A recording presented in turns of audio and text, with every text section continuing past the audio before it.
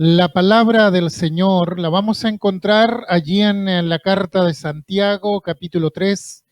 Voy a dar lectura desde el verso 13 en adelante. Dice la palabra de Dios de la siguiente manera: ¿Quién es sabio y entendido entre vosotros? Muestre por la buena conducta sus obras en sabia mansedumbre. Pero si tenéis celos amargos y contención en vuestro corazón, no os jactéis ni mintáis contra la verdad, porque esta sabiduría no es la que desciende de lo alto, sino terrenal, animal, diabólica. Porque donde hay celos y contención, allí hay perturbación y toda obra perversa. Pero la sabiduría que es de lo alto es primeramente pura, después pacífica, amable, benigna, llena de misericordia y de buenos frutos, sin incertidumbre ni hipocresía. Y el fruto de justicia se siembra en paz para aquellos que hacen la paz. Hasta ahí leemos la bendita palabra del Señor. Solo por curiosidad y formación personal, cierto hombre realizó un estudio sobre la vida y la obra de Adolfo Hitler, tristemente célebre por llevar a cabo el denominado Holocausto, donde se estima la muerte de unos 11 millones de personas y entre ellos 1 millón de niños.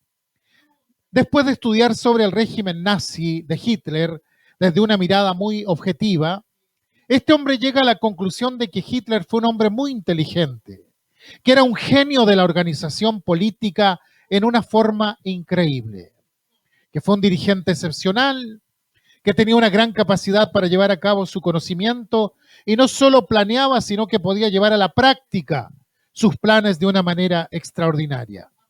Entonces, dice este hombre, ¿cómo alguien tan sabio pudo haber hecho tanto daño a la humanidad? Ahora la pregunta que yo hago es, ¿realmente Hitler fue un sabio? ¿Qué es la sabiduría? ¿Qué es la sabiduría?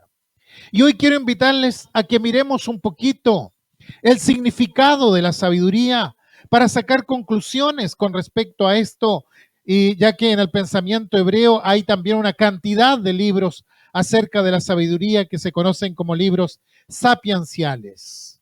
¿Cuáles son estos libros? Eclesiastés, Proverbios, Salmos, el libro de Cantares.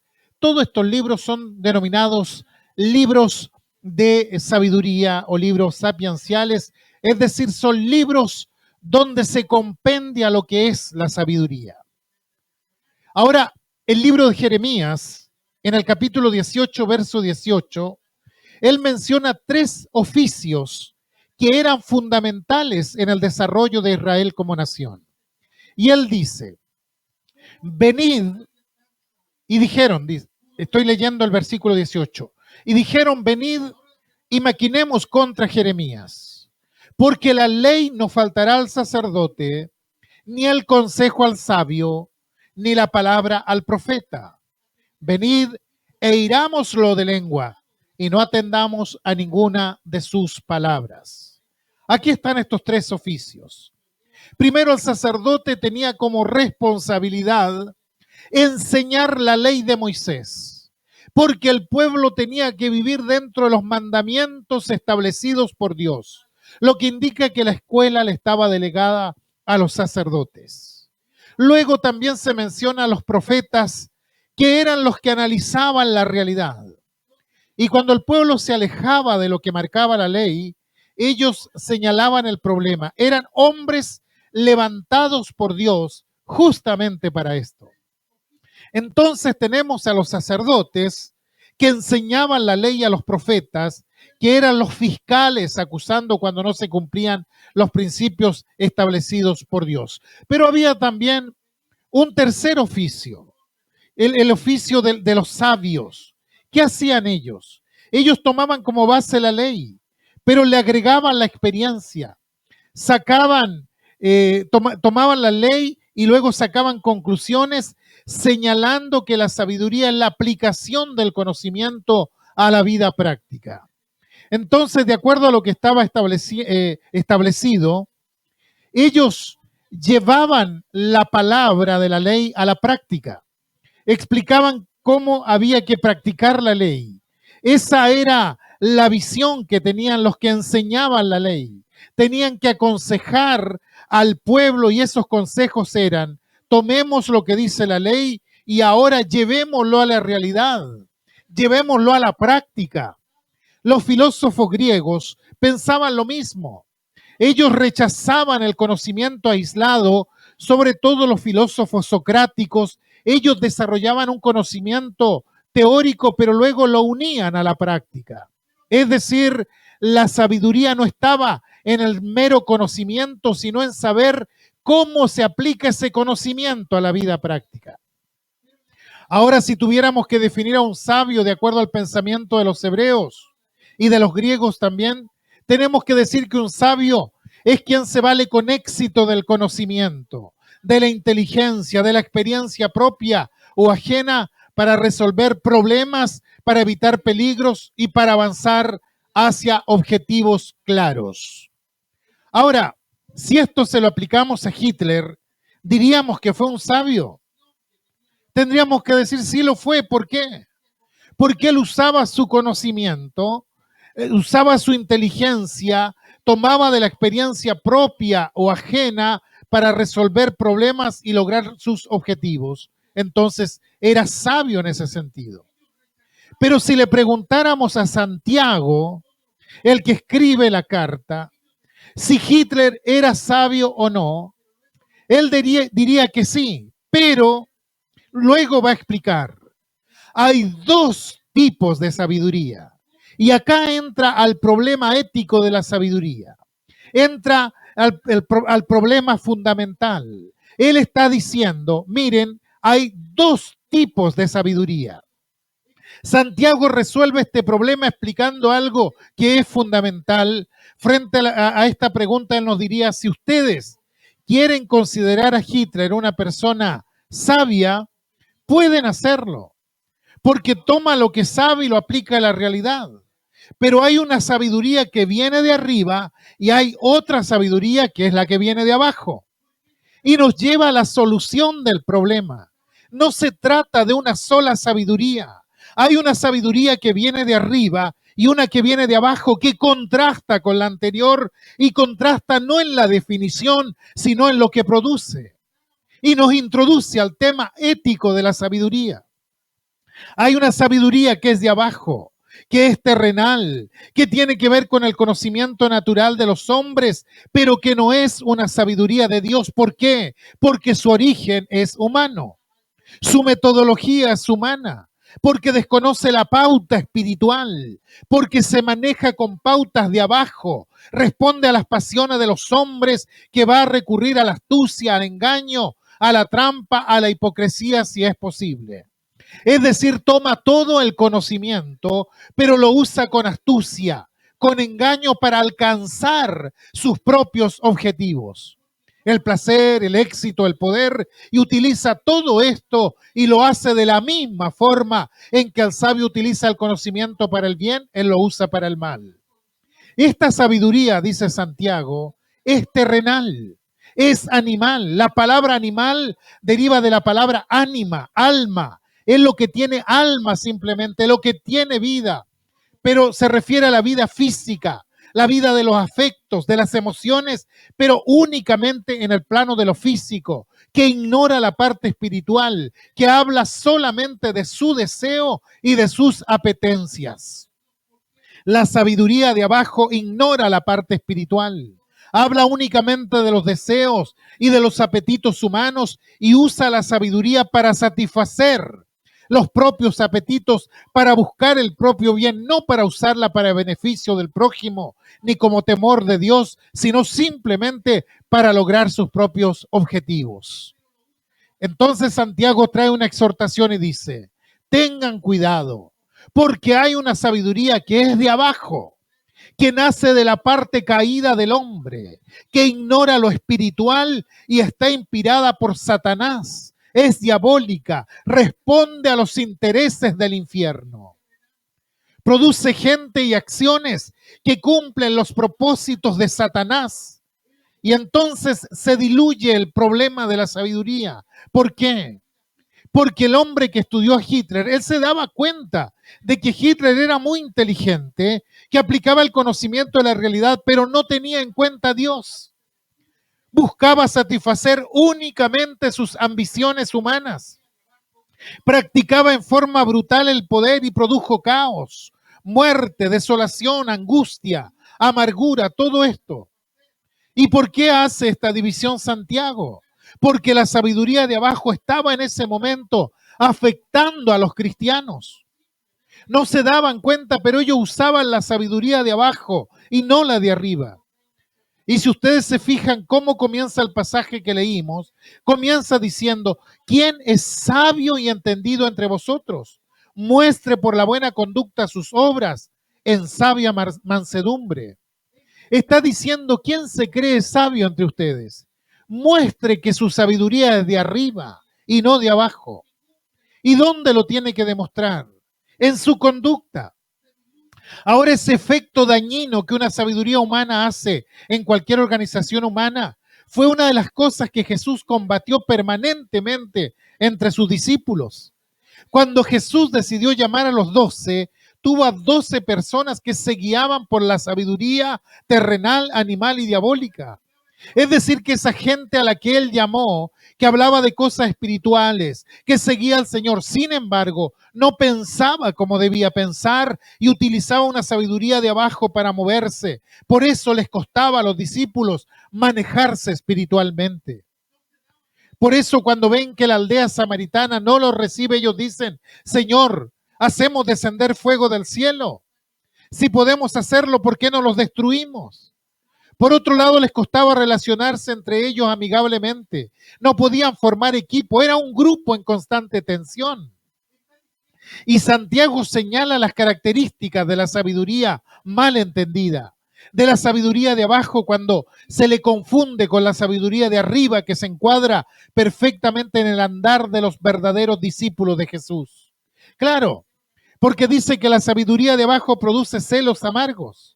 Los celos son una forma de envidia. Queremos poseer algo y lo queremos en exclusividad y no queremos que otros posean eso. Quiero recibir un honor, pero lo quiero recibir yo y no que lo reciba otro. Y si lo recibe otro, me siento mal. Esos son celos. ¿Se acuerdan cuando Jesús empezó a hablar del reino a los discípulos? Inmediatamente Juan y Jacob se acercaron a Jesús. ¿Para qué? Para decirle, Señor, concédenos que en tu gloria nos sentemos el uno a tu derecha y el otro a tu izquierda. Es decir, que ninguno de los otros 10 vaya a ocupar ese lugar, que quede reservado únicamente para nosotros. Estaban descalificando a los otros y poniéndose por encima. Estaban temiendo que Jesús designe a otros para esos lugares. Estaban celando a sus condiscípulos. Y cuando lo oyeron los 10 restantes, ellos comenzaron a enojarse contra Jacob y Juan porque todos decían, yo tengo más mérito que el otro.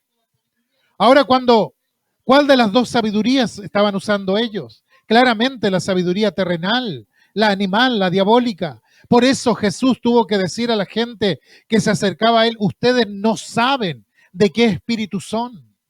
No saben de qué espíritu son. Es decir, estaban con Jesús, pero tenían amargura, tenían celos amargos entre ellos. Y Jesús tuvo que enseñarles a pasar por sobre esas cosas y a utilizar una sabiduría que no produjera esas cosas. Y la segunda cosa que señala Santiago era que producía contiendas en el corazón. Y estas provienen de los celos estos, la intranquilidad del corazón. La intranquilidad en el sentido de que el corazón se dispone a la contienda, a la lucha, entra en un estado de beligerancia permanente, animosidad contra el otro, resentimientos acumulados. Entonces, basta solo un chispazo y explota. Jesús combatió ese estado de beligerancia, de hostilidad. Cuando llegaron a Capernaum, Jesús se para y les pregunta a los discípulos qué eran los que disputaban en el camino. Y ellos se callaron. ¿Por qué se callaron? Porque hablaban disputando entre sí ¿Quién sería el mayor? Esa era la discusión que tenían. Tenían una disputa, una pelea no física. Tenían una pelea moral, una pelea espiritual. Estaban discutiendo entre ellos quién era el más importante. Y cuando Jesús dice, uno de ustedes me va a entregar, el Evangelio dice que hubo una discusión entre ellos, que comenzaron a discutir quién de ellos sería el que habría de hacer esto. Quiere decir que discutían sobre quién era el mejor, pero también sobre quién era el peor. ¿Quién es capaz de sentarse al lado del trono y quién es capaz de condenar a Jesús y de entregarlo al enemigo? Este era el grupo que tenía Jesús.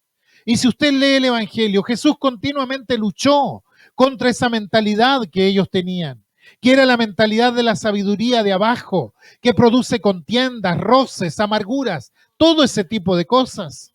Sabiduría que destruye la comunión, la buena relación. Y si ellos no cambiaban, no podían ser aptos para formar un equipo, para respetar la decisión ajena, para construir en conjunto, es decir, tenían la sabiduría de abajo.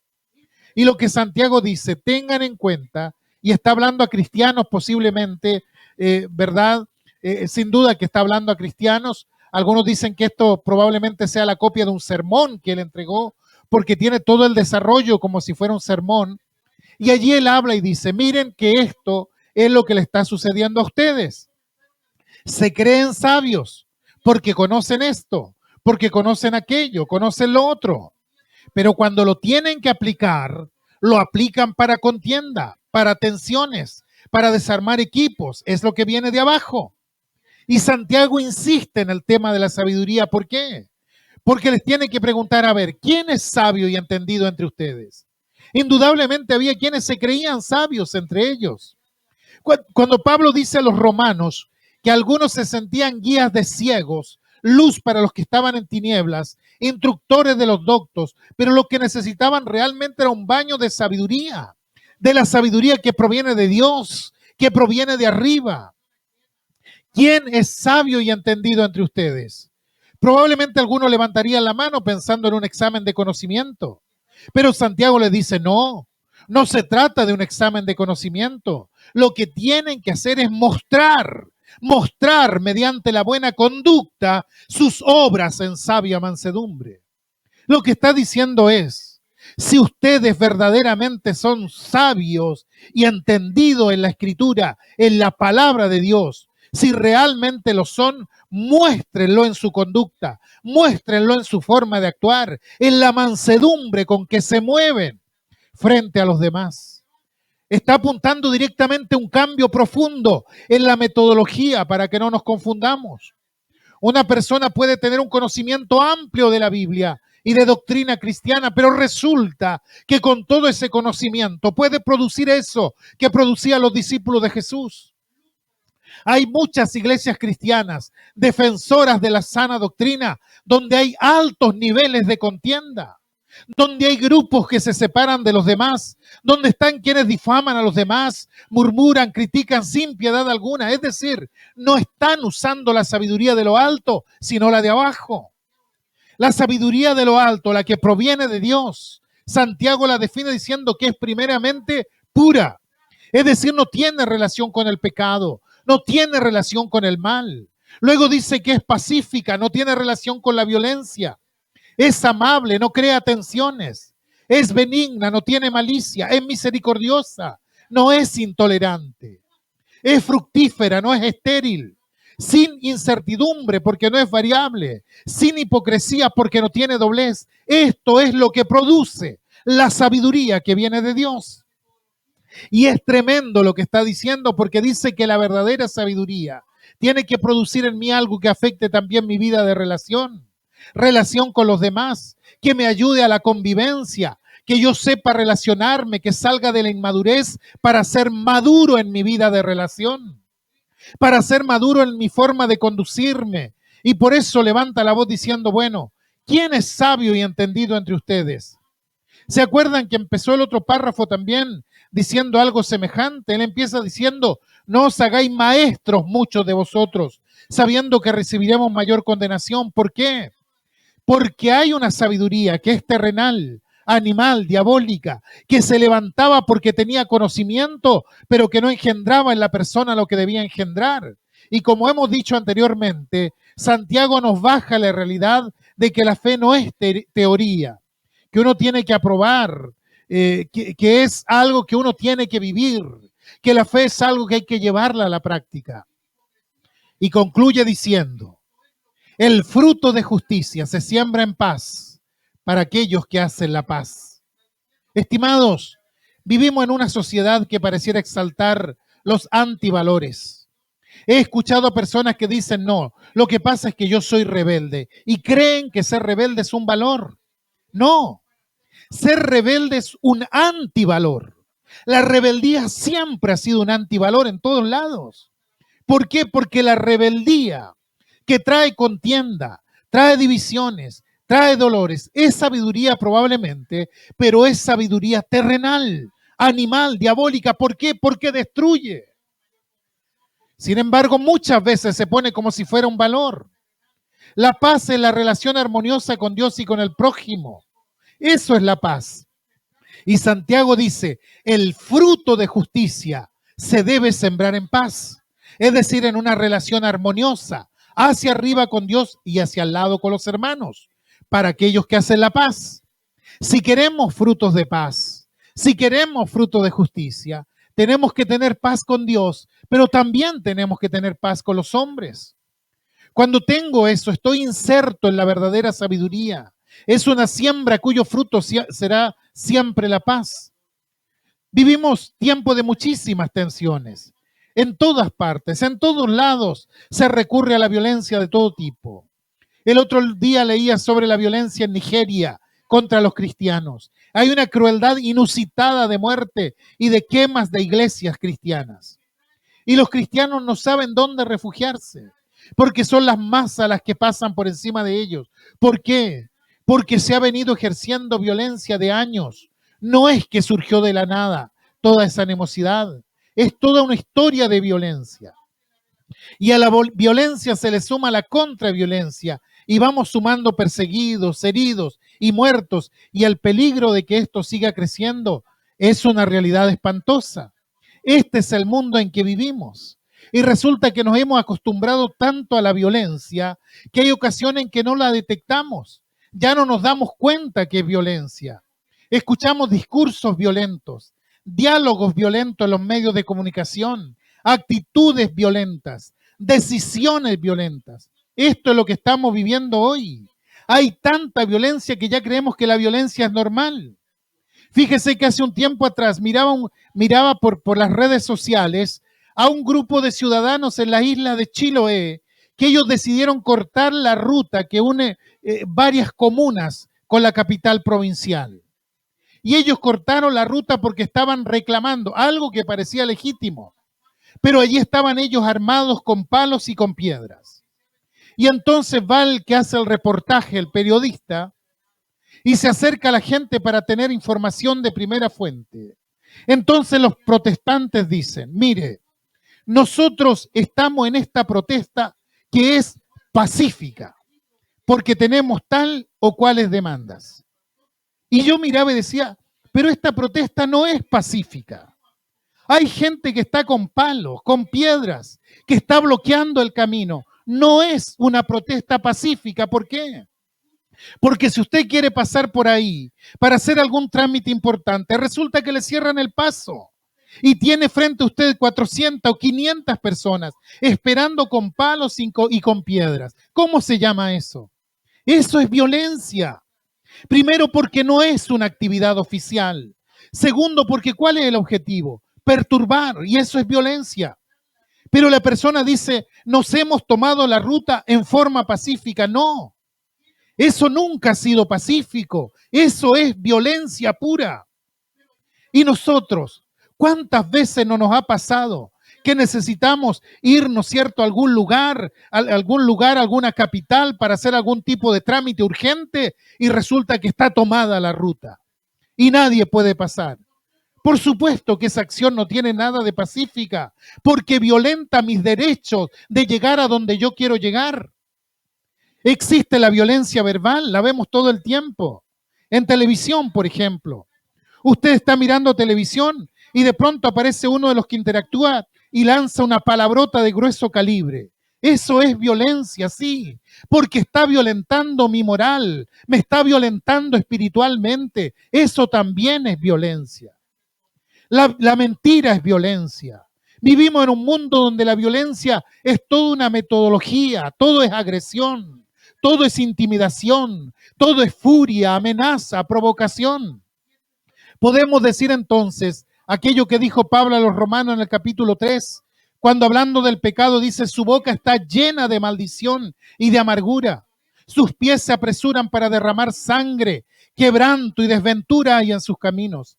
Entonces usted mira y dice, claro, esta gente no conoce el camino de la paz. No saben lo que es la paz y porque no saben, generan violencia y se hacen escuchar por medio de la violencia. Entonces vivimos rodeados de gente que no vive en paz. Estamos inmersos en un mundo que no tiene paz, porque no conoce la paz. Hay pueblos sin paz, vecinos nuestros sin paz.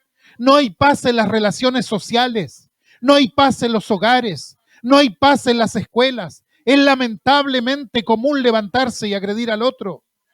Ya no distinguimos los actos de violencia porque lo vemos todo al tiempo. Lo vemos todo el tiempo al punto de normalizarla. Pareciera ser que nos estamos confundiendo frente a esto. Y por eso Santiago nos pone frente a la realidad, a esta dura realidad. Entonces opera una inteligencia, una sabiduría en el mundo sin Cristo, que es diabólica, que es terrenal, meramente humana, que se manifiesta todo el tiempo. Entonces, cuidado de no usar esa sabiduría, porque esa sabiduría proviene del mismísimo demonio. Es la sabiduría que destruye. Por generaciones se fue incubando la violencia hasta ver lo que tenemos hoy. En la década de los 70 debutó una película alemana que se titulaba El huevo de la serpiente y habla del caos causado por la guerra, las luchas políticas, la inflación económica y toma la metáfora del huevo de la serpiente. ¿Por qué? Porque el huevo de la serpiente tiene la particularidad de ser transparente. Es decir, antes que nazca, usted sabe lo que van a hacer de ahí. En el fondo, el planteamiento es que la violencia que estalla en una sociedad es posible verla antes, porque es transparente, al igual que el huevo de la serpiente se empieza a incubar hasta que estalla. Es decir, no es algo que tome desprevenida a la sociedad. Sería cínico decir no previmos esto, porque vimos cuando se estaba incubando. Ahora lo que tenemos son los resultados, son las consecuencias. Y por supuesto que esta escalada de violencia va a ir aumentando. Yo no necesito ser un crítico social para no darme cuenta de eso. Yo miro la sociedad y veo cómo se sigue incubando huevos de serpientes por todos lados, porque veo que no hay respeto por el otro, porque veo que todo el mundo reclama derechos, pero hace caso omiso a sus deberes, porque veo agresiones, veo descalificaciones, palabras groseras. Es el huevo que un día estallará. Entonces, ¿qué podemos hacer? Pedir a Dios la sabiduría que viene de arriba. Los cristianos estamos en el mundo y formamos parte de esta sociedad. No estamos fuera de la sociedad, estamos dentro de la sociedad. Y somos agentes dentro de la sociedad también. Algo sembramos también nosotros en esta sociedad, por tanto, tenemos que pedirle a Dios la sabiduría que viene de arriba. Esa sabiduría que produce hombres pacíficos, que hacen escuchar sus razones, pero en paz, que se quejan, pero en paz, que hablan la verdad, pero en paz, que no buscan generar violencia, que viven en paz, que siembran en paz, que derraman paz, y cada uno de nosotros podemos ser un aporte frente a esto, dentro de la iglesia y fuera de la iglesia. Y Santiago nos sacude y nos dice, cuidado, cuidado que a veces hay sabiduría que destruye, hay sabiduría que lastima, hay sabiduría que lleva al caos, a la destrucción. Es sabiduría, pero es terrenal, es animal, es diabólica. Que la sabiduría del cristiano no sea la sabiduría que desciende que la sabiduría del cristiano sea la sabiduría que desciende de lo alto, que desciende de Dios, que es pacífica, que es benigna, que busca la paz y que trabaja para que todos los hombres tengan paz y tengan justicia. Porque no se olvide que cada vez que nosotros invocamos el nombre del Señor Jesucristo, estamos invocando al príncipe de paz, no al Señor de la violencia, sino al príncipe de paz. Y por eso, donde estemos, tenemos que aprender a sembrar la paz, porque siempre la justicia es la consecuencia de la paz. Estimados hermanos oyentes, esta semana frente a las pruebas, frente a los momentos difíciles, frente a los actos de violencia, oremos al Señor para que la sabiduría de Dios sea la que realmente se manifieste en nuestras vidas.